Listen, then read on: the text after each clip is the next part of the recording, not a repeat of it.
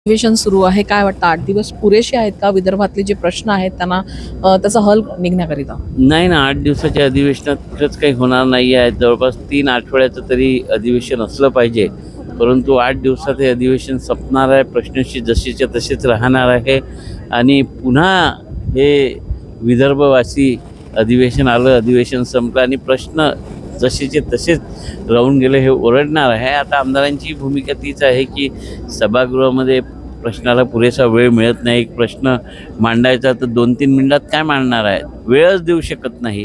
तर विधानसभा अध्यक्षांनी या सभागृहात प्रत्येक आमदाराला आपले प्रश्न उपस्थित करता यावे यासाठी की वेळ मर्यादा दिली पाहिजे. लवकर गुंडाळण्याच्या चक्करमध्ये एकही आमदार आपला मुद्दा बरोबर मांडू शकत नाही आणि त्याचा रिझल्ट निघत नाही, हे सातत्यानं पाहण्यात येत आहे. नागपूरच्या विकासाच्या नावावर आज आपण बघतोय परिस्थिती, रस्त्याची परिस्थिती खूप जास्त बिकट आहे.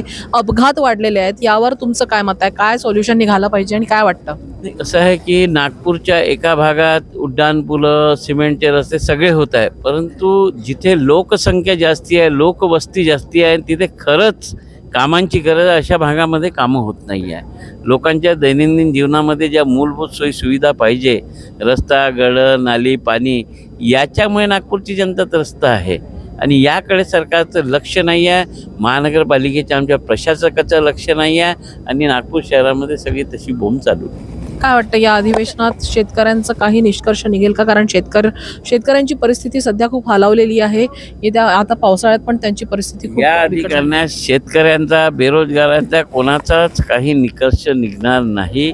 लाडक्या बहिणींना ज्या मानधन देण्या आहे त्याच्यातच सरकार वाटते की आम्ही सगळं काही करून टाकलं, परंतु ज्या योजना होता शासकीय, संजय गांधी निराधार योजना असेल किंवा मग तुम्ही स्कॉलरशिप देत असाल मागासवर्गीय विद्यार्थ्यांना, त्या बंद पडल्या आहे. त्याकडे कोणाचं लक्ष नाही आहे आणि निवडणुकीपुरती तुम्ही लाडकी बहीण योजना आणली, त्यांचेच लाड चालवणं आणि त्याचाच वारंवार उच्चार सभागृहात करणं की आम्ही लाडकी बहिणींना पैसे देणार, कमी पडू देणार नाही, पण बाकींचं काय, याच्याकडे सरकारचं लक्ष नाही. एक शेवटचा प्रश्न असा की या अधिवेशनामध्ये विरोधी पक्ष नेता किंवा विरोधी नेता उपस्थित नसूनही अधिवेशन सुरू करण्यात आलेलं आहे, तर कुठेतरी हे उल्लंघन नाही आहे? मला वाटतं सरकारची मानसिकताच नाही आहे की विरोधी पक्ष नेता बनू देण्याची मानसिकता नाही आहे. देशातल्या अनेक विधानसभामध्ये संख्याबळ नसताना सुद्धा विरोधी पक्ष नेता आहे, कारण की तिथल्या सरकारला वाटतं की विरोधकांनी चांगल्या बाजू मांडल्या पाहिजे, आमच्या चुका असतील त्या काढल्या पाहिजे,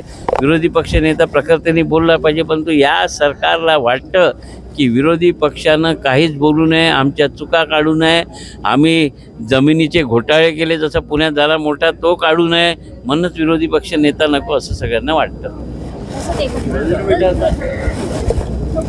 आपल्यासोबत होते विकास ठाकरे आणि